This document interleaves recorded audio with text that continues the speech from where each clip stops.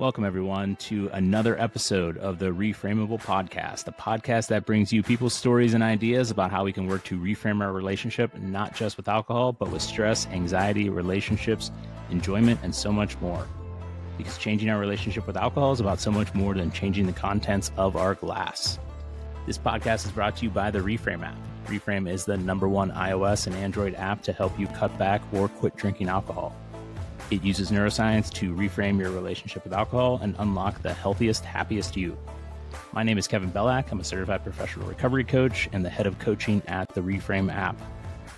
And I'm Emma Simmons. I'm a reframer, a certified life coach and thrive coach with Reframe, and I'm from New Zealand. Today's guest is someone who brings both heart and depth to everything he does. STATiC has been clean and sober since March 9th, 2012, and is an active member of spiritual-based 12-step recovery. Many in our Reframe community know him as a compassionate and insightful meeting host, especially in our alcohol-free and neurodivergent groups, where he openly shares his experience of navigating addiction alongside a late diagnosis of autism and ADHD. Growing up feeling like, quote-unquote, a 4,000-year-old alien in a child's body, he now reframes what were once called learning disabilities as differences in learning abilities, turning them into a system of strengths. Outside of recovery, STATiC is an accomplished multi-instrumentalist with over 25 years in the music industry. He spent 16 years with the band Ours, recording under Universal and Sony, and has performed with legends like Daryl DMC McDaniels of Run DMC, Simon Kirke of Bad Company, and even played Wembley Arena.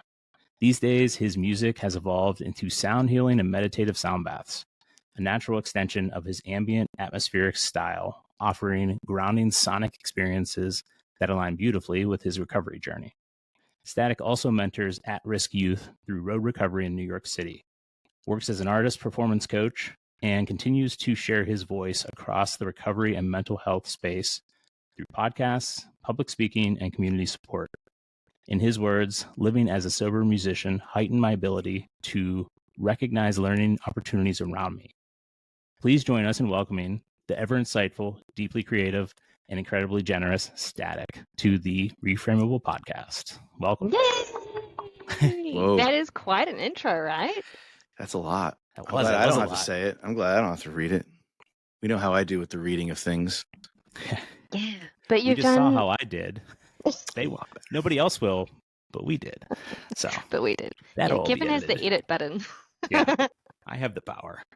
But that's, I don't know, when you put it all in one, like I think I knew most of these things about you, STATiC, but when you put it all in one or in 3 paragraphs, like in one blurb, it's like, whoa, there's so much to you. Yeah, and we left out the cooking thing, but that was not important right now. What do you do? STATiC loves to cook. I was going to say, in my opinion, my first job, too. That's important right now. Let's talk about it. Now I want to know. There's a connection. We talk about all the things that we fill our lives with when we're not filling our cups anymore with the things we shouldn't be. It's a part of the self-love. Self-love is huge for me. Any way we can care for ourselves and making food, that letting us know we matter. It doesn't have to be fancy. You don't have to be a chef. It's just one of those little details. I have a whole list of things to say we matter. Yeah.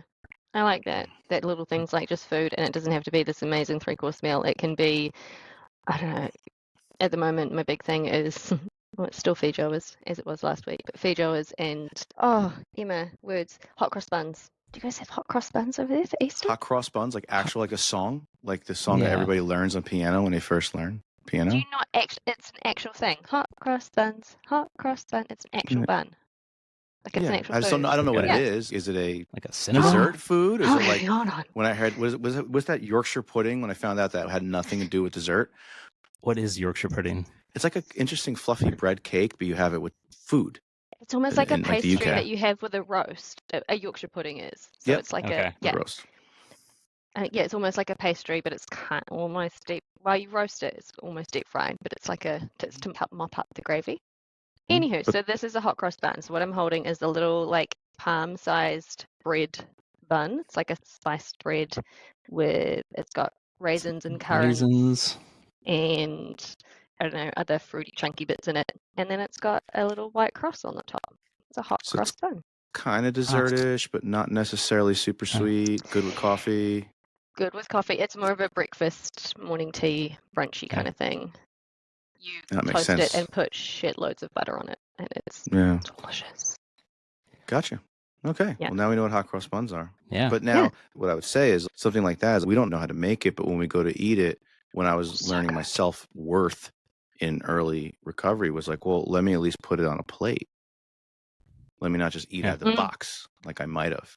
So that was like, that's part of that thing. It's like, we take that extra Classy. second. That's why I say Yeah. people, well, what if I'm just drinking cranberry juice and club soda? I'm like, well, put a lime in a fancy straw, mason jar, some cool looking ice. And why our drink is just as nice as the people we may have said, oh, they have the fancy stuff. Take away one ingredient, still live it up. Yep. So Yeah. I love it when you go out to a restaurant or a bar or some kind of event with friends that are drinking and you order a mocktail and it is the coolest, prettiest, most flavoursome, just the awesomest drink out of it, and everyone's got like a lame, I don't know, whatever standard drink it is, and they're like, wow, yours is so cool. And you're like, I know, because I'm so cool. I don't know much about New Zealand, but I imagine there's probably an abundance of things that are way fresher than like living in the Midwest of the United States.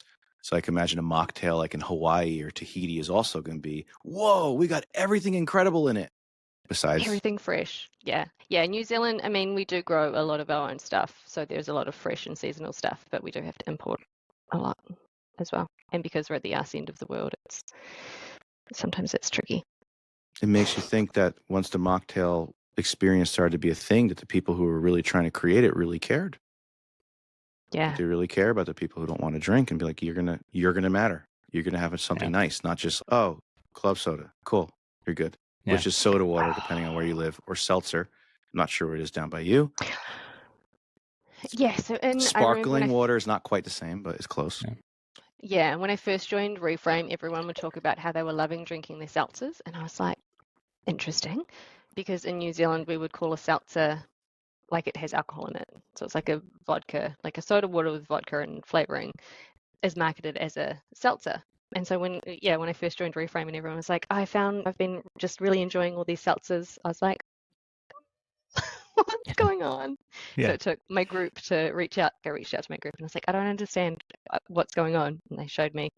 And then I got to experience them when I was in the States. And you guys are blessed with so many flavors, so many options. Now we have years worth of the translation of things said in New Zealand and things said in the United States. It all started with seltzers, and we're going to leave it there. That's every episode. It's a never-ending pit of what the hell did Emma just say? Just don't talk about the weather or any kind of weight, because we don't need to convert kilogram or whatever to pounds, and we don't need to do Celsius to Fahrenheit. We've gone down that rabbit hole way too many times. I did see a podcast the other day of someone talking about, not a podcast, oh my gosh, Emma, a reel, and someone was like, it's 72 degrees Fahrenheit and I don't know what that is in kilometers, so don't ask me to convert it. And I was like, yeah, that's how we roll. Yeah, on the whole mocktail menu thing too, whenever I'm out, I always like to, even if it's like nothing that like really jumps out at me, I always like to order from it, because if you have one of those, I'm going to support that. And usually it's really good.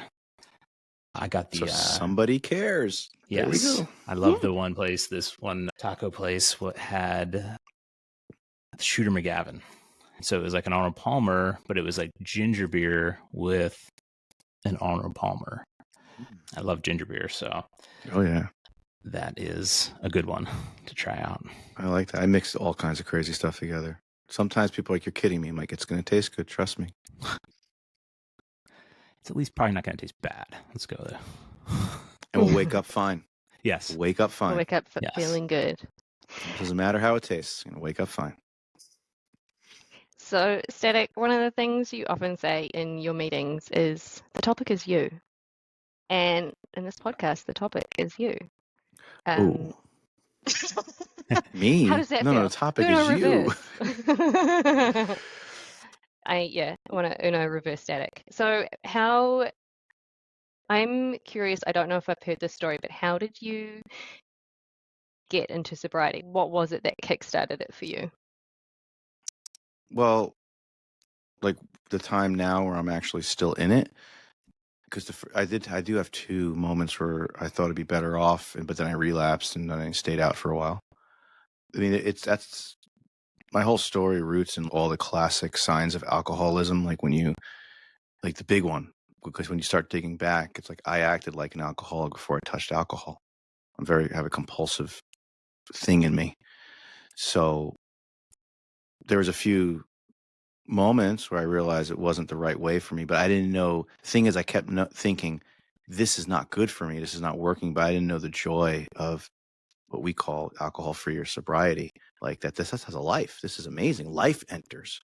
So that got thrown in the third time when I was just still years of just overdoing it, and I started to realize that I really couldn't stop once I started drinking, which I probably realized a few times, but this is when I was realizing it while it was happening, if that makes sense. Like in the other times when I'm like, at this point, I've done so much digging and peeling this onion that I could see, oh yeah, even when you were 15, once you started consuming, you couldn't stop. But I didn't look at it that way when I was 15.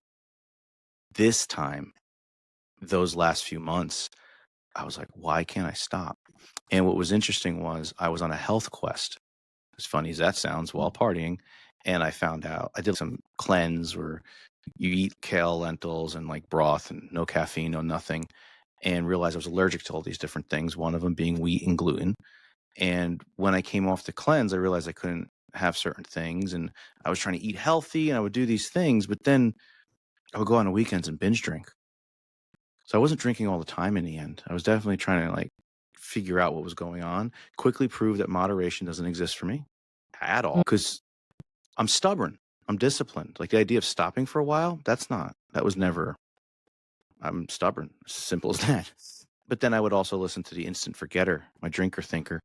So after like 5-6 days of being like, this is feeling good. And then I'd be around substance or alcohol and be like, sure, let's do this. And as soon as it hits my system, it's like, I'm in and I don't stop. Yeah. It's like an all or nothing mentality, right? You're either going to go all in or you're not in at all. Yep. And so that was like a few months of that. I was in I guess an early stage of a relationship at that time that was long distance. I lived around New York area. She lived in Venice, California, near Los Angeles. She was also a musician.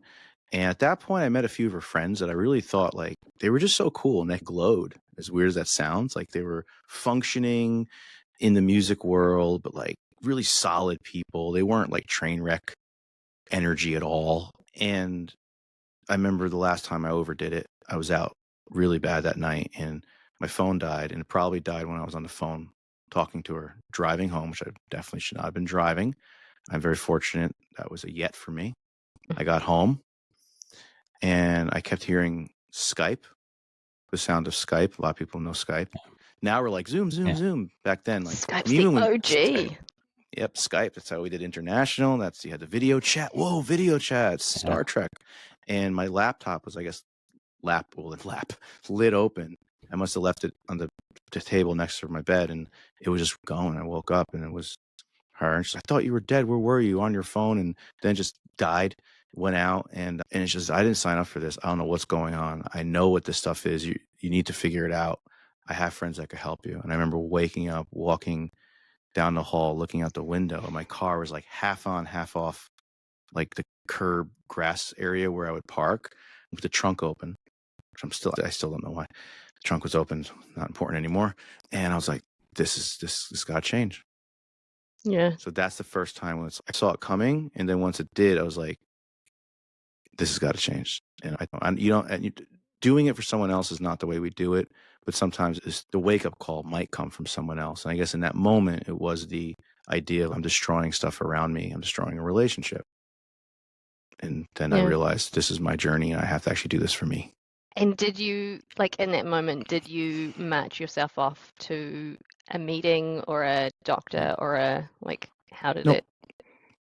You just complete stubborn. Like the first 2 times, I thought I could do it. First 2 times, I was wondering if you took her up on the offer of I have friends that can help. Slowly. So that difference was the first 2 times was I had no idea. I just thought it was a not drinking life and I was just going to be miserable and deal with it. Yeah. Second time I was around somebody that had some recovery, but I didn't want to hear it.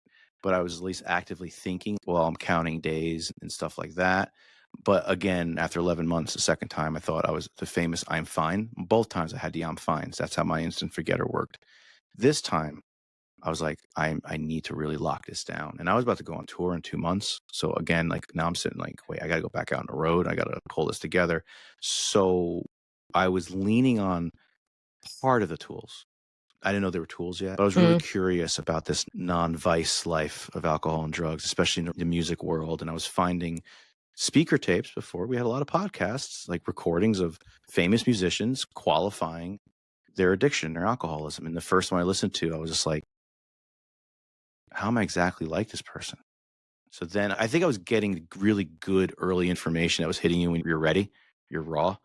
And thankfully, some of her friends who I'm super tight with to this day, like her and I don't talk, but me and them, like they eventually were the ones to bring me into the meeting recovery format that got me like really happy. I like to say like sobriety for me is when I wasn't a danger to myself emotionally and to people around me. It's not a physical danger, just an emotional mess. And so my 11 months, that time, I was closer to people that knew about this, and they would say like, maybe you should go to a meeting. I'm like, I don't know. And instead of being like, oh, you got to go to a meeting, since they were people who were practicing a system, they do what we're taught. So they're like, well, do me a favor then, just call me every day, tell me how you're doing. Okay, I'm just thinking I'm calling them how I'm doing. And they would just drop these little tidbits, and everything they said to me was just like, oh wow, that's cool. Okay. I had no idea till I eventually was in this for a while. I was like, whoa, they're just doing exactly how it's done. You're going on tour. Okay. Call me every, get to every city. Make sure you either have something stashed for yourself, the good stash now. Remember your good stash is what are you doing? I'm like, Virgil's root beer and Raisinets. They go, make sure you have enough Virgil's root beer and Raisinets. Ask the venue, tell them you don't want that, you don't drink, and do you have any alternatives? And like, there was people in venues like pulling whole coffee carts up near the stage because they don't really need coffee in it anyway. Like I have a whole like Mr. Coffee coffee pot like on my amp case, drinking coffee like mid show. And they said, look for people who aren't drinking alcohol at the after show. Because and it said it's almost a sure thing. If you're around a bunch of musicians and you scan the room and you see a bunch of water bottles or like club soda, not loaded seltzer like in New Zealand, Yeah, that guaranteed they're on a similar journey, or at least they're safe to talk to. And then I met more people. Again, hey, I go to meetings. All right. And that guy would come back every day after sound check and do what a meeting would be. But I don't know what a meeting would be. So that went on for about 11 months of being so around it. Even somebody give me a coin to hold on to and say, give me this back when you make 1 year. I'm like, okay, this is cute. I don't know what it means. But the thing is, during that 11 months, I was unraveling again because I was still doing it on my own. And I was the worst version of myself. And about 11 months into that, I was in California with people that I really look up to, these people I'm talking about. And the Super Bowl was about, because my sober date's in March, so it's February. And I go, do you guys ever see like beer on TV and just want it? And they're like, how long have it been since you had a drink? I'm like, 11 months. They're like, have you gone to a meeting yet? And it's for everybody who's listening. In 2012, there wasn't really options. I mean, and it wasn't, and I'm not, that option works for me, but we didn't have an online environment. There was no system to do anything. You always had to go in person. So even if it was other meetings or other types of programs or other kinds of support, it was in person. Yeah. And that's just an awkward feeling, right? Like you're going to show up and who knows? I mean, so anyway, yeah, that's how it all took. So 11 months in, went back to where I grew up in New Jersey because I was going back home after working. I said, I'm going home tomorrow. I'll look for a meeting. A friend from high school I knew was not drinking either. I say that because that marks that time. I found out later that they're very sober. And that's why when I said, hey, I notice you celebrate like not drinking, and I'm like 11 months into this, I'm having a hard time. Someone told me to go to a meeting, and it was like that reply. It was almost like a canned reply. Like they've had this question before.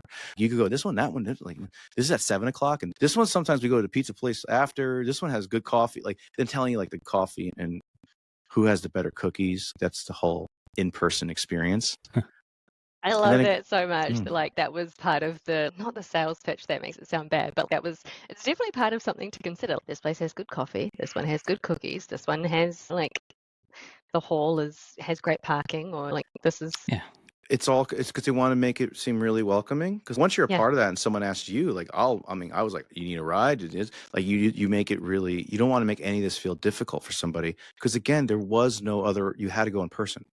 So it's not like, even like I said, there's probably more support options than maybe the most obvious at the time, but they were still in person. There was no online environment. We are so fortunate with this whole, like, everyone's around the world on the same meeting. So It's like cool. the All-Star game. Yeah. It's so cool. So yeah, that got me. And once I went there, I was like, this is who I am. I was able to identify and understand that going back was not an option. I didn't worry about forever. I just knew I was better off. So one day at a time. Since then. Didn't worry about forever. I just knew I was better off. That's huge. That's a good place to be. Huge. Maybe a hard place to be at too. Yeah, I mean, because that's one of the biggest struggles that I see with, well, myself and other people. Even if you mentioned, sure, let's do this, the instant forgetter, I think you called it. And it can be that battle in our head of, am I okay now? Can I drink now? It's been a while. And I figure the way I look at it is you're not practicing moderation, you're practicing not drinking. So like whenever you say, oh, well, I'm fixed, it's no, you're good because you stopped. And when you reintroduce it, it's not saying that it can't work. I'm just saying it's a whole new ballgame. Yeah. And then for some of us, if we've already tried that and proved it, I had enough proof. I mean, that was my third legit try. So when we have the data, we have the data. Yeah. That's what I said. Go ahead. You were hinting at that thing. I've done it for so long, and almost our mind's like, let's celebrate that. But life got good because you removed it. So to add it, it's almost like I got burnt because I never wore sunscreen, and all of a sudden, like, I start wearing sunscreen for a year, and I don't get sunburnt anymore. And so, this is awesome. Let me celebrate by not wearing sunscreen today, and then get burnt again. Yeah. But my mind does say it's okay. That's the thing. I'm not making fun of anyone that's ever felt that, by all means, because that's how I would justify it. Yeah. Yeah. I had to ask myself, and this is probably like the last time I drank, that week leading up to it, I was going back and forth, and I was like, you know what, next Monday, I'm just going to start again. I took a break. I went back and forth with trying to moderate, stopping. And then I said, okay, you know what, next Monday, we're going to stop again. Let's just try another stint, see what happens. That was 6 years ago. But I had to say to myself, like, why are you trying so hard to keep this in your life? Finally, like, that question hit me. And I was like, shit, I don't know. Why am I? Like, because it has been such a huge part. That's why. I mean, I get it. But to ask that and truly try and answer it was tough. And that's our brain. Yeah. Yeah. And that's a huge part of, I guess, doing the work and figuring out, like, it's not just not putting alcohol in your mouth. It's not just about not drinking. It's not just about white knuckling through it. It's about digging down to, but why did you drink? Why did you want to drink? Why did you feel like you needed to drink? Yeah. And why do you keep going back to it? Lots of whys there. Yeah. And depending on how you started, like, by me not really looking for the help right away, I was miserable. I was the worst version of myself with the alcohol being removed. So there's that key moment where my brain could have took over. But thankfully, then I completely was like, I need someone to show me what to do. And then I started to hear that once the alcohol is gone, so now how are you doing? What's going on? The mind is still there. So that's not necessarily everyone. That is the distinction, and I'm very open about. First of all, I just love the fact that Reframe has everybody. And I'll talk on meetings and be like, some people would think when you hear me talk about, like, my existence of the hopeless alcoholic, that I feel like, oh, I got it worse. No, when someone comes here and says, I just want a life without alcohol, I love you, because you just showed me how cool this is and how special it is. Just because I didn't have a choice, got thrown in. Just open the door, throw the kid in, and see what happens. When people show up, say, this is not working, and you're that aware, and then you say, life is getting so much better. I look at that as the greatest example of, it's just about having a good life. And we all come from a different level of bumps and jumps and how we get here. And then once we're not drinking, we're just building a good life. And I had so much more work on how to be a person once I realized alcohol wasn't a factor. Age 13 to 35 of self-medicating and burying. and not being diagnosed with anything, and not, I mean, that whole story alone, it's like, oh, this makes perfect sense. Did you, STATiC, did you get diagnosed with ADHD and autism after you quit? Well, you did get diagnosed after you quit drinking alcohol, yeah?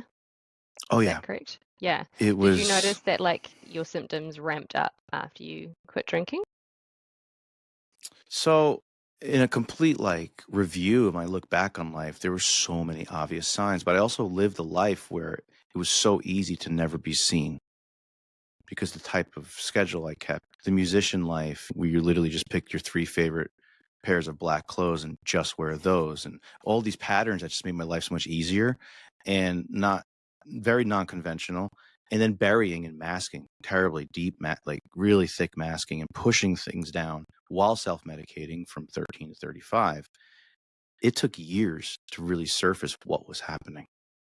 So while I was digging into my recovery life and things were just always getting better, once I really started working that program, and I was about 10 years in of my sobriety. I mean, I've only been diagnosed, like, it was like, I mean, like maybe 2021, the therapy started to find out what was going on. So it was one of those moments where in my recovery life, it's like everything is really clicking now. I'm like, I love all these meetings I go to. I'm in all these like environments with people that inspire me. I'm doing the work, as we call it. We have our steps. And then the whole big thing is when you get to take other people through that. It's like such a joy. Like you're showing them how you did it. And all that on paper was like, this is all great. But then I wasn't all great.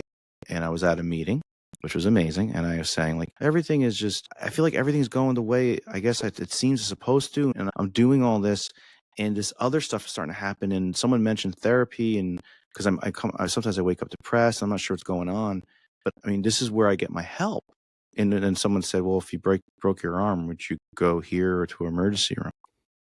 I was like, oh. And then literally in the literature that I come from, it says more will be revealed and you may need to seek outside help. Because you're clearing this first layer. For me, maybe it was 10 years of layers. And that's when it happened. And then that's been endless. That started just with, oh, this is like ADHD. Then you're getting more evaluations because now more stuff is unraveling in me. Things are just coming to the surface. I'm like in it. And it's pretty wild. I mean, when you look back, you're like, wow, this all makes sense.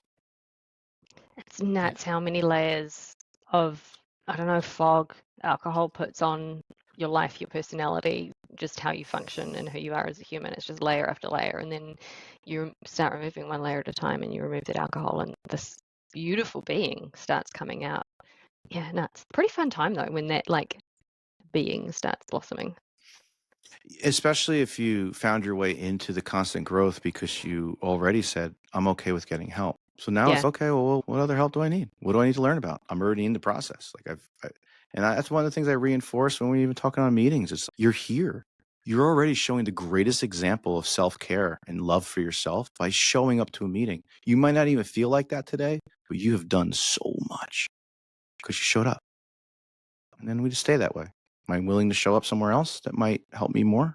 Because you never know what you're going to find out. Like when you go to a meeting, wherever, when you open up a book, when you turn on a podcast, you never know what is going to hit and click. And that's the importance of just showing up. You don't have to share. You don't have to turn your camera on if it's virtual. You don't have to eat the cookies, although why wouldn't you if you're at a meeting? But it's that just opportunity that could come up that we don't know. I feel like there's so many that I can point to of just, there's one line from this book that just hits. I don't want to get too dramatic, but like some of them, like I could be like, it changed my life because of how it hit at that right time. It's funny how you say you can turn up his iPhone and black screen and you don't have to turn your camera on, and 100% you can do that, and sometimes that's the safe place for us to begin with. And often in meetings people will be like, oh, I'm here checking in, cameras off because I've just woken up. And I'm like, man, when I started with Reframe, the daily check-ins were 7 a.m. and I would roll out of bed, chuck on my deer onesie, and I was camera on, and you two were both hosting meetings when I first started. I would be in the kitchen making breakfast, making lunch boxes, getting my kids off to school. I'm in a onesie and I've got earbuds in because I'm listening and I'm just taking it all in. But I was I don't know, it definitely helped me connect with other people, and maybe just people seeing me with my kids and knowing that, I don't know, life's still lifing, but I'm still here and I'm still trying to figure this out. So yeah, you don't need to be afraid of rolling out of bed with bed hair and a onesie. And Me too. trying to figure this out. You did Trying to just figure out remind how me to though live. that I think it was for when you did a speaker share on Reframe, Emma. I have the exact same deer onesie that you have, and I wore So that for that good. speaker share. So Totally forgot about that. I am so Yeah. upset I missed your first one. I was rushing home from work. I was teaching kids, Aw. and I got off. You just like rapped. And I got to see all the reaction and love people were giving you, but I missed the whole thing. I was like, I've slowly been rearranged that schedule. That's why I've been very present even on a lot of the speaker share meetings. I feel it's an amazing. I'm all about speaker meetings. It's so important to listen to so people's good story hearing like people's that. stories. Yeah. So I planned that really poorly because I was like, yeah, everyone wear a onesie. This is great. And then I forgot that it was like the 29th of December or something, which is thick summer in New Zealand. So I was sitting in a onesie sweating. So I'm going to turn this onesie off now, guys. I'm so sorry. it's so hot in here. Yeah. We had the aircon cranking and the rest of the family's freezing. And I was like, but yeah. Yeah, you mentioned people like hearing people's stories and speaker tapes back in the day. And that's what helped me a lot, because I didn't do AA. Reframe wasn't around. I got a therapist in the beginning to start off. Obviously, I always have a problem with the start that everybody talks about, because I'm like, it started well before like the date that I might give you as the start. There was a lot of things that were set in motion, but I pick a day that I actually did something to make a change as my kind of official start. But anyway, like I was listening to Quit Lit, any kind of podcast, book, anything about someone sharing their story. That was what I considered my meetings, because on the way to work, on the way home from work, that was just sometimes during work in my ear listening. And they were usually people who I would not relate to in really any way whatsoever for any reason. And I heard some of my thoughts in the stories, and I'm like, interesting. I thought that too. I feel that too. I know exactly what you're saying right now, even though I've never been in that situation. So yeah, that power of hearing someone share their story and being so open and vulnerable is huge. That's where you learn to relate and stop comparing. No. There's nothing to compare. We learn to relate, and anybody that we may have thought is not like us and I say this a lot in meetings. I'll say, you might see somebody that on the surface, you may not see anything in common with. And that's what I'm saying. The surface, how shallow is just the surface? Then we hear our story through somebody, and then we have our that's me moment. And it's usually going to be somebody we never would have expected from. And it's going to keep happening. So that's why I think in general, that's a meeting experience. But when you get a long form story, at some point, everyone in that room is going to be like, oh, you're going to see heads nodding. I get that one. Oh, I was there. That's me. Yeah. I love that's me concept, saying that. Yeah. Most of these I just throw out of the air. Half of my stuff is borrowed from where I come from. And then a lot of it's been, since I really do truly adore this environment of bringing everybody together from so many places, like even the fact that we are cut back and alcohol free. And I'm always conscious that I want to make sure it's not even me trying to force something. There is such a connection to everyone. Whatever we were doing with alcohol wasn't working. Otherwise we wouldn't have shown up here. And we are all desiring some sort of change. And we're all connected, period. That's all we need. Our language is going to be different. How we describe it, the way we call it, if we're abstinent based, if we are mindfully moderating and successfully living that life. But again, we came here knowing alcohol was not working for us in the current relationship. We had to change that.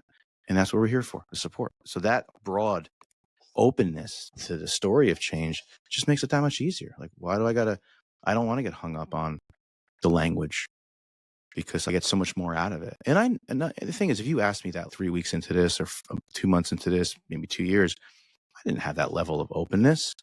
So that's why we do it gently. And we just remind people, like, that's why I'm here. Yeah, I think that's something I'm really big on as well, and that I make sure that people feel I don't know, comfortable with is that you don't, I think for me and for a lot of people, I thought I had to get to a level of alcoholism before I needed to seek help. Like, how bad does it need to be before I need to seek? And am I there yet? Without realizing that it can be, that's a sliding scale. If any amount of alcohol doesn't feel good for you, then cool, let's talk about it, let's address it. If you are heavily drinking to the point where it's impacting your physical health, then absolutely let's address it. But yeah, there's no cutoff point of, okay, now you need to seek help. That's so different for everyone. And yets should be a reminder.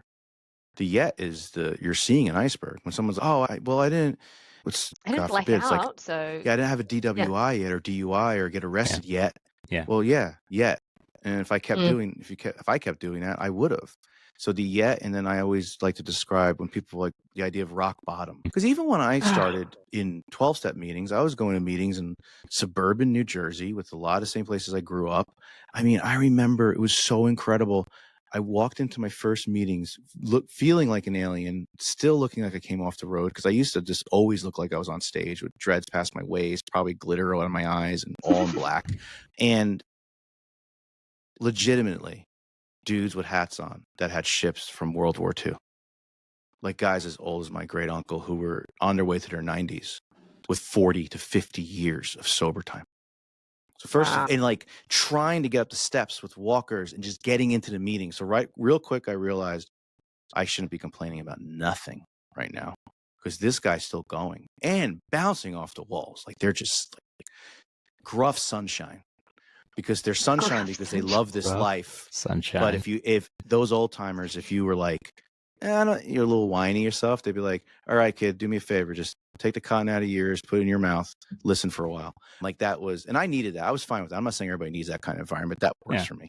And they were loving though. Then they would put their hand on you, be like, stay, just hang out. And then then at the end, you'd be drinking coffee with them in those, depending on where, good or bad cookies.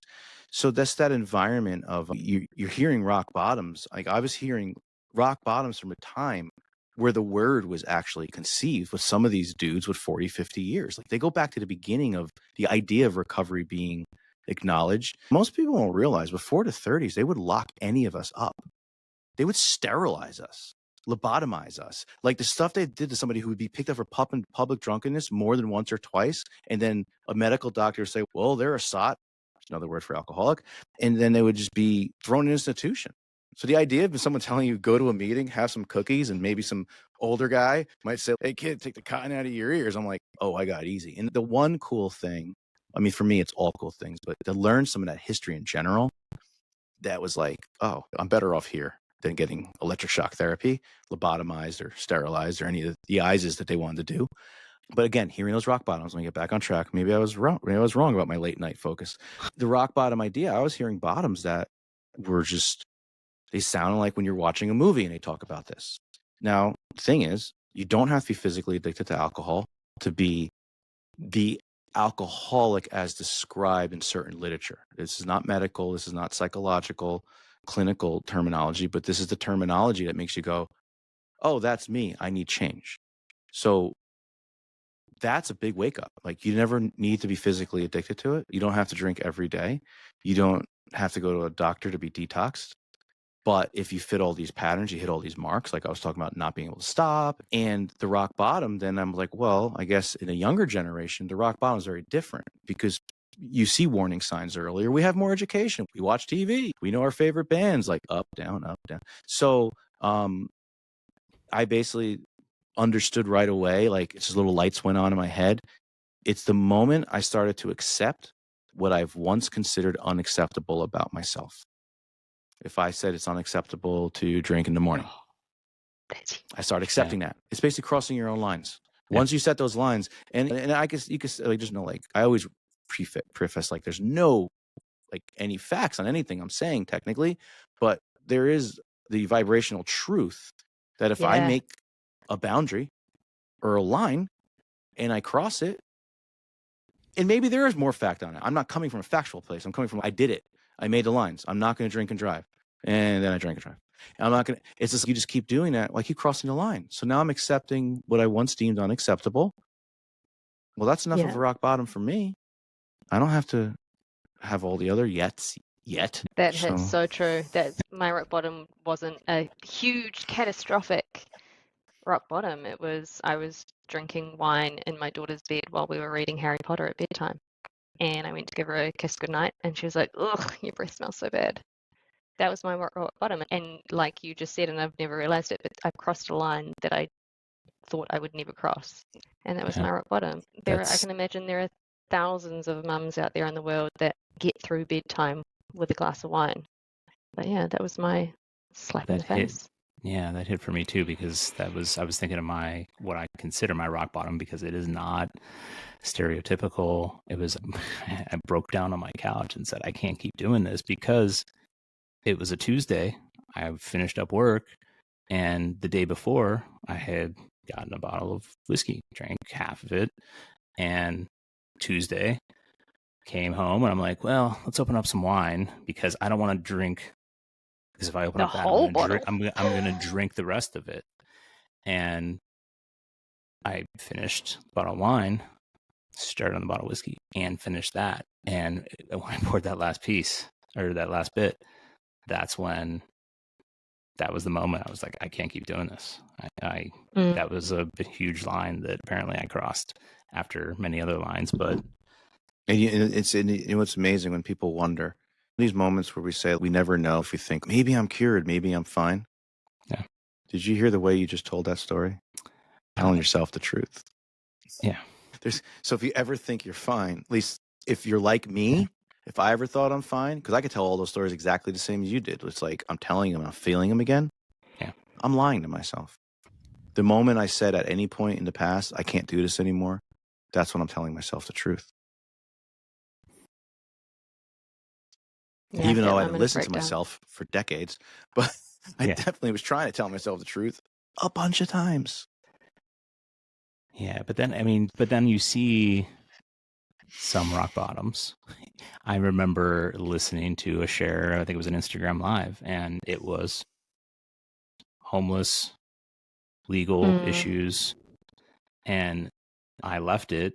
And I didn't say this in a, I'm better than this person or anything, but I was like, I wasn't that bad. Like, I was thinking about myself. I'm like, and then it became was I really that bad? And I was, I think, a little over a year, or just around a year, alcohol free. And I was thinking that, and I had to think about it and be like, well, was I that bad? What's my anchor that I can hang my hat on right now and ground myself in this? And it was some of those things, like whenever I couldn't stop pouring the next drink at night, and I was just like, I could just go to bed. No, I'm just one more, and then I'll go to bed, and then pour another one. And it was those types of things that I remembered then, that I was like, okay, there's all kinds of lines that I crossed. I never didn't say it like that, but you said it pretty perfectly in that way. What's that saying? Comparison is the thief of joy. There's no point in comparing ourselves to each other. Yeah. And the three of us were all probably completely different drinkers, completely different drinking styles, completely different rock bottoms. But it doesn't mean that any of us needed to address our relationship with alcohol more or less for ourselves. It's not about comparing ourselves to each other. It's about comparing ourselves to ourselves, and comparing ourselves with the self that is awesome, is loving life, is thriving. That's why I think a lot of it is if you could just find a few things that really do hit the data point. For us, it was in the program I come from, we really learned about that qualification early on, and they break into very simple things that are super relatable. And all of a sudden you're like, oh, okay. They call what they call the phenomena of craving.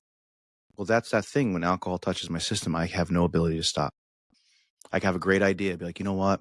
I'll be okay tonight. I'm going to go out. I'm only going to have one, and maybe I'll drink some water, and I'll come home. You know how many times I made that plan? Then it hits my system, and it's like, whew, I don't even know who I am. Different person. Insanity sets in. And then every mark I set, every goal I set, every target is out the window.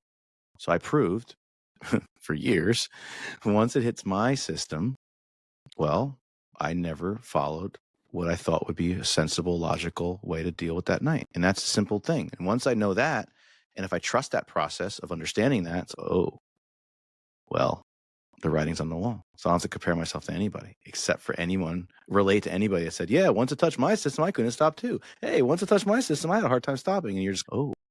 And then the other it's one not was just me. exactly. Yeah. You're not terminally unique. It's another term I love. I didn't make that one up. That's the old schools.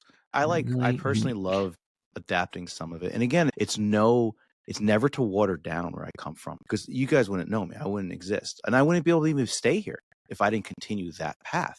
But that path taught me and keeps me. It's basically, the whole path is designed so I could be available to everyone else on the planet, to other beings, and just be adjusted enough. It's not about just being there. And one of the things is I like taking some of the words and making them just a little easier for everybody to connect to. Not everybody's going to connect to the disease of alcoholism. Yeah. And I'm not downplaying it, because there are people who will. I am one of them. But when we say the alcoholic mind, I have an alcoholic mind. And you might say, well, I'm not an alcoholic, but I know I need to be alcohol free. I might have been a gray area drinker and I want to live a better life. I'm like, well, then do you have a drinking thinker? Well, what's a drinking thinker? Well, you know that moment where you maybe said, I think I'm doing okay, and you might have decided to drink again? That's my drinking thinker.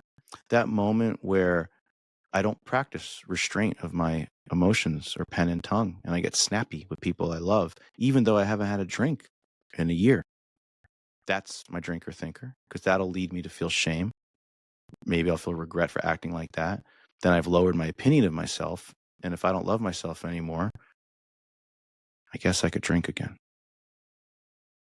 So that's what I call it. That's my mind. That's the mental disease of alcoholism. All my defects, all these things. But the words, sometimes, I think if we really care and we want to be people that, and I'm not even saying from the three of our point of view, because we happen to lead meetings and you guys are coaches. I think as anybody who believes life is better without alcohol, when we're talking to a new friend who saw us drinking water, oh, I'm trying to stop drinking too. We should be able to translate to the person that's listening to us. And that's, to me, what they told me to say. You got to carry the message of this. It wasn't like, here I am with the book and I'm going to take you in the car. I'm going to throw you into this place with these guys that are like 90, they're sober for 45 years. They're nice. Trust me, they're really nice people. No, it's to show you that I'm a human too, that I felt that, and be able to convey it so clear for the other person to understand. And if they relate, and if they don't relate and they're actually fine, maybe they just had a bad weekend, life will be fine. But if you put down alcohol and life doesn't get better immediately, now it gets better. Like you're not drinking, your body gets better. But if your life was completely, like you had your last drink, never thought about that alcohol ever again, and you're bouncing off the walls, would you look for a place for support? You probably didn't have a problem. The same kind of experience with overuse, because you wouldn't need support. There are people who partied and said, I'm done. And they never think about it. Yeah, that's fine. Wild. They exist, right? Yeah. And when they do what they do. And we got us. Yeah. And I always want to make sure that the us is anybody who feels like us, and hopefully will never be reluctant for language or concepts. Yeah. It's funny.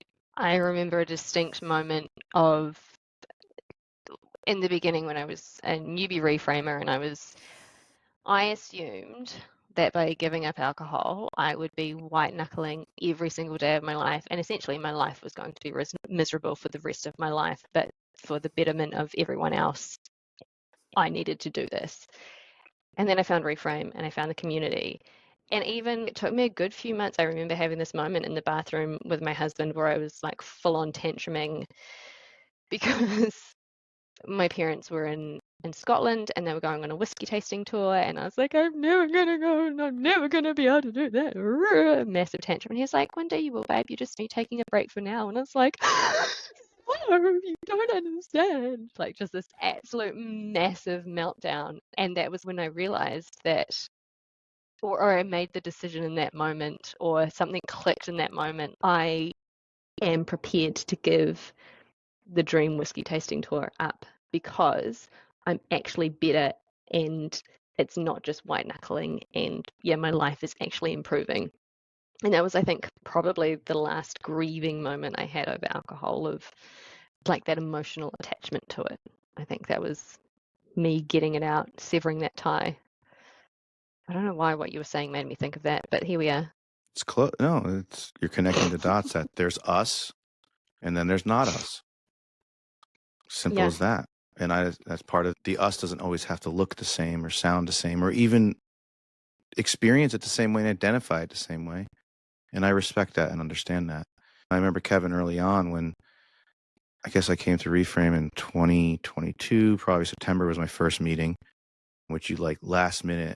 It was like, hey, what's a good time to start if you want to do the men's meeting tomorrow? Okay. And there are people on my meeting, on the meetings now that were at that meeting watching me literally just fall into this room with that same script, thinking like maybe he'll get that script someday. Now they're probably like, no, he obviously hasn't. And really understanding the environment. And the one thing I did do, and this is not because I don't have love for the journey, was I remember a few months into it, there was an abundance of alcohol-free people now. And then I learned more about the history of Reframe, half-hour meetings. There wasn't a lot of alcohol-free meetings. So I came at the front end of that. Yeah. I made a joke of like half-hour meeting. I'm like, I'm not sure how you get through the opening with me the way I read. It was much shorter than I think, too. Probably. I think it definitely has evolved. I think I got the first round and we kept getting the new highlights and the new asterisks every time something new would happen. But it was the idea that I came to you and said, hey, there's a lot of alcohol-free people now. They're coming to meetings with me because we weren't even a lot of us. There's only 2 or 3 of us to begin with, or maybe 4 at that point. And I don't want to hurt the experience of someone on cutback. Because I even remember we weren't thrive hiving yet. We might have been getting together because we're trying to put things together. I'm like, the concept of mindful moderation, that's what I was saying. There's people that cutback is a really nice way to survey what you're doing in your own life. And some people may think, I don't want to be cut back. I want to be free of alcohol. And then there's people who legitimately found a new way of life with mindful moderation, which we might have been throwing the word around conceptually at that moment.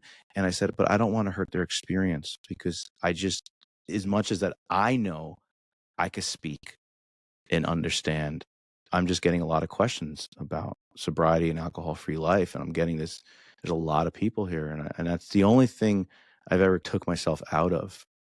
As much as I believe I always find a way to connect and relate, I still want the primary, most important person in that room is the one who comes there for that legitimate experience to understand their pathway. And I'm not sure the person with, at that point, 11 years of sobriety is always going to have the best way to make it feel really exciting for a cutback experience. And I think I think that was a great moment because you created a Tuesday night alcohol free, and we really started to hone in on everybody's experience. And then now we watch people come together, and they really do come together on all the other meetings, like the neurodivergent, whatever other meetings that mix people up.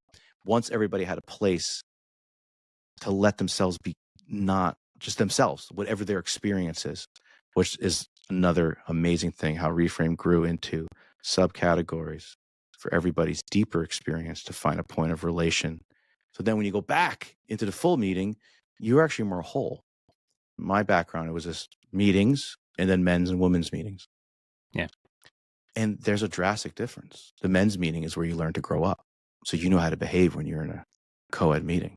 Because as much as a lot of us, and most of the people who choose to talk are probably in better spaces, we don't show up here in a winning streak. And sometimes we don't know how to act. So I love that moment of deep relation and identifying and connecting. And then you feel like, I got it. I got something today. And then you go back with everybody and then you find a way to unite. I don't think it makes people feel more separate. I think it truly makes people feel more together because you're the first person you got to heal your relationship with is you. I got to love me and think I'm together. I'm at least on my own side. Let's start there. And then when you're around other people, then you're ready to be on their side. But if you're second guessing yourself, you don't believe in yourself, you don't love yourself, and you're not on your own side, how the heck are you ever going to be available to be kind and loving towards another? So Reframe's done an incredible thing by really lovingly creating spaces, not forcing them, and just letting people be who they are. So I really believe I love that part of it. Yeah. Thanks for sharing that in that way. Because, and I think you mentioned too, just the different spaces, I think it's so important because for me, when I started, I wasn't ever going to quit drinking, not forever. That's a big reason why I never went, that, and I didn't know anybody who went to a program. At least I don't think I knew anybody. Probably did. Like Batman. Yeah.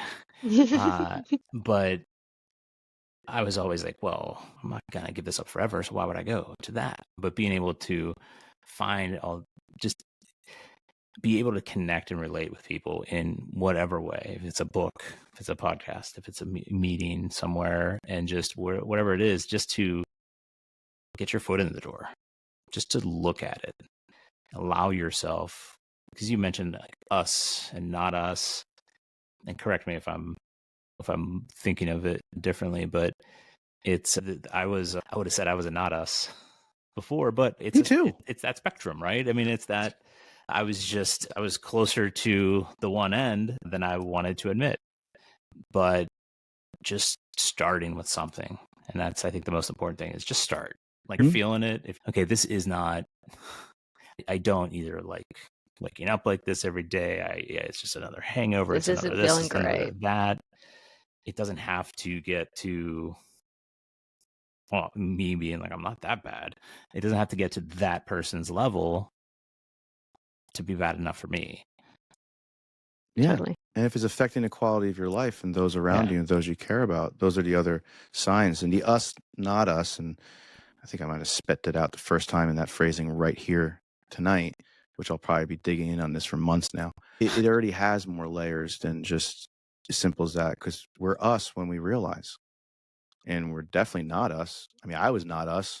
I was like, I'm fine forever. Yeah. Like, I was just like, no, come on. But then the us connects to, we're showing up for ourselves in a group, self-caring, peer support based concepts is how this really works. And now we're us, and we start owning it by having acceptance and acknowledgement and willing to do what it takes to grow. And some words might not be necessary to say heal, but for some of us, it's a healing process. And you all have probably heard me say many times, people will be like, wow, you've done this for a while. I'm like, meanwhile, I'm hanging out with people with 30 something years to this day. That's my sober crew. I'm the new kid. I'm the baby of the group. And people sometimes will be like, well, it's like a level. It's like I should have all these degrees on my wall. I'm like, you know what this gave me? To show up at the starting line with every other person that's impressed me in my life, that's trying to do something kind and wholesome, and they show up for life. People who just show up. They show up for their families' birthday parties. They show up. I didn't show up. So I basically was 40, 50 yards back from the starting line. So now every day I wake up and I continue this journey, I'm just allowed to be on the starting line with everybody else. So that's what the whole us, not us for me is. Once I wake up and say, today's a great day not to drink, I'm going to keep doing this. Well, now I get to be with all the not us's too.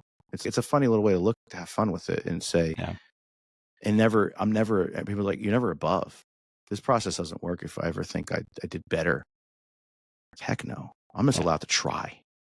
And everybody who shows up, it's funny, we'll hit deep concepts like this on meetings. I'm like, remember, if we're talking about this and you heard this on a meeting, we're already at the meeting. We're in this. We're participating in the thing we're saying to watch out for.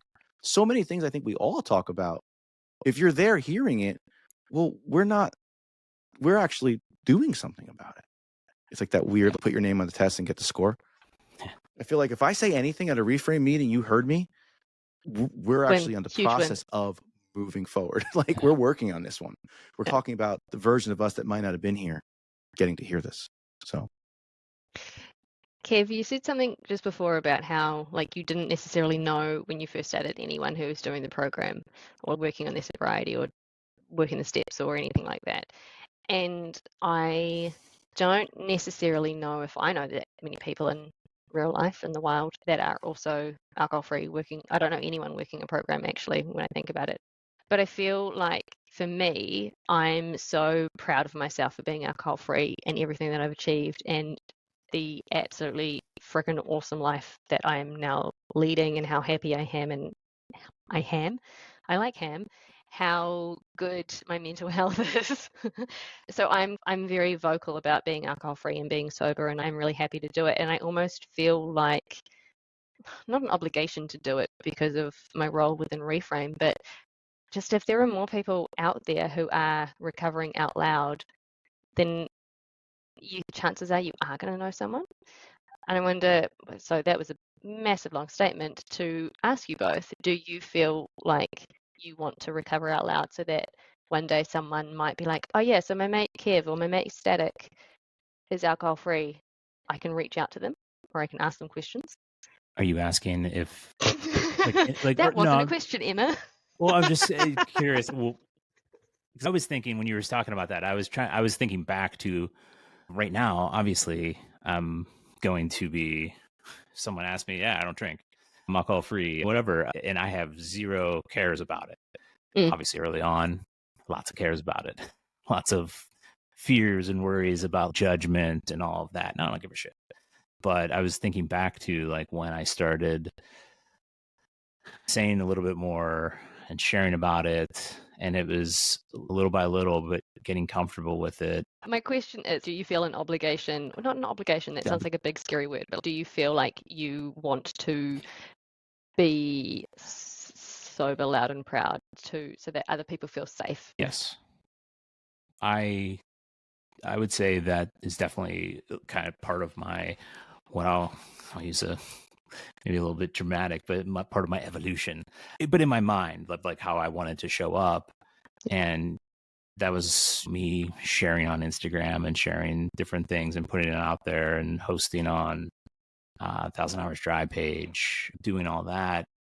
At a certain point, because I saw that it was helping people. Because early on, when I was sharing on Instagram, I was private, and then I was public but anonymous, and then I put my name on there, and I was scary, and then I was sick of going back and forth from my account to my old personal account, so I followed all my family and friends and neighbors on this account and just waited for everybody to wait for the penny to drop, judge me and all that, and it was crickets. I followed everybody, they followed me back, and no one said a damn word. And I was like, I went from being worried to be like, cool guys, yeah, a few, not a big deal, cool. But collectively, not personally, it was just like nobody said anything, and I was like shocked. But I get it. What are you gonna say? Because that's so different than, because a lot of people didn't know what I was doing, and because right before COVID. So I think I did that like in February of 2020 when I followed everybody. But I noticed when I was sharing on, because my early Instagram was really my like thoughts, journal posts, me sharing struggles. And I would always think about, should I share this? And I got to the point where, should I share this? And I'm like, okay, I'm going to share it. And every time I got like somebody being like, oh, me too. Or, yeah, I know exactly what you mean. Or thanks for sharing this today. I needed this today. That's when I realized, not that I was ever about like likes or anything like that on social media, from the social media aspect of it. But that's when I was like, that was what I was looking for. And I realized that I wasn't always going to know. Like somebody who didn't even like it, that could have been what they needed to hear today. And so that's when I flipped and said, you know what? Anytime I question it, I'm going to be like, no, you're going to share this. There's no reason not to. And you were doing this on your own, right? Still? Yeah. So you had an amazing, but you had a natural instinct for survival mechanism that is necessary for this community. Yeah. Instagram was and that made sense for you to be like, all right, because there was no community yet. It wasn't like we could pop into a meeting here at any point. There's 200 something people. Yeah. Or I was experiencing the in-person. So you built, it's because it's hitting me too, like the last few years of like apps and being on a video chat, using social media in the best possible way. This is where the technology is incredible to build a community. And you probably eventually found people, right, that are like, I'm doing this too. And maybe they're in the DMs now. They're sliding into the sober DMs. It's so much safer that way.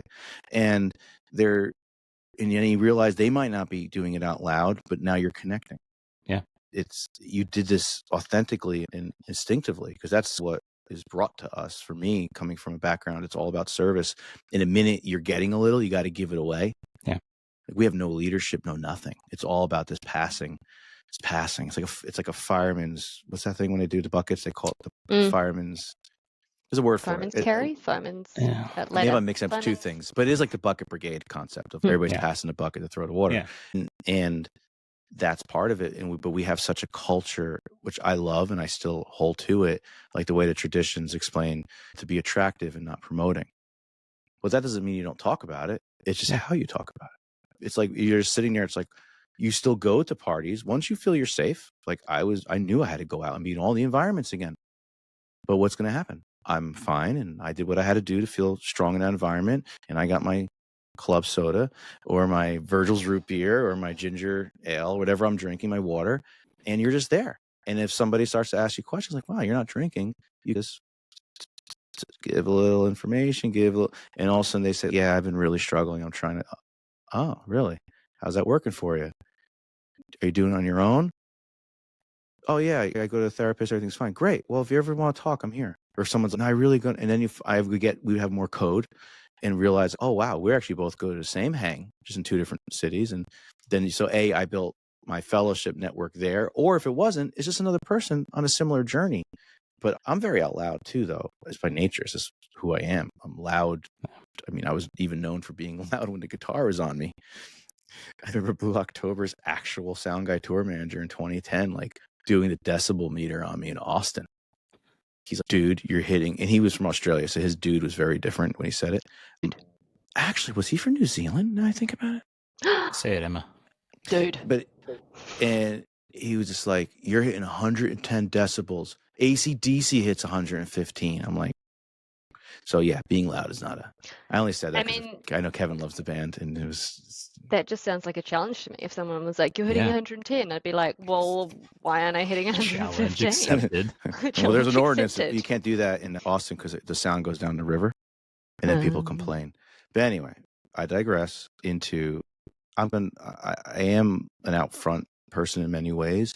And I don't think I was like super, I don't know how I did it. There were certain things that thankfully for me were connected to how I was cultured in it. But you share your time once in a while. It's 90 days. I got a year. And then when you shared a year, I come from that. Once you celebrate a year, you really are celebrating for others to let them know this works. And then I'm here to help if you need me. So usually my posts every year is, if you or somebody else you know is struggling, I'm always here. Let me know. And it's because it literally is culture. I mean, there's tons of wording that if I don't give this away, I won't hold on to it. And there's actually word obligation shows up.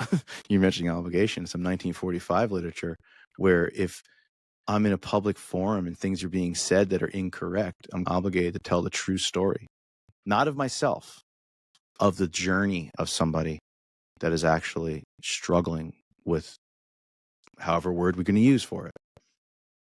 It's set the record straight. Yeah. You're there to set the record straight for if you're around. Maybe you're at a town meeting and there's some like off the wall mayor and even a clergyman, because this stuff's written 1,000 years ago, and they're speaking mistruths. Speak up. Yeah. About alcohol, like almost promoting it or saying something like in a positive or in a. And if they're doing it in a negative way, where it's either dismissing the legit experience of what the disease of alcoholism or alcohol abuse, or at this point, however we want to call it, alcohol use disorder, whatever you want to call it. It's set the record straight and tell the story of that there is a solution. People do get help. People do change. Remember, a lot of stuff was written just years after you were locking people up, and not you, none of you were, but they were locking people up and lobotomizing them and sterilizing them and putting them in institutions.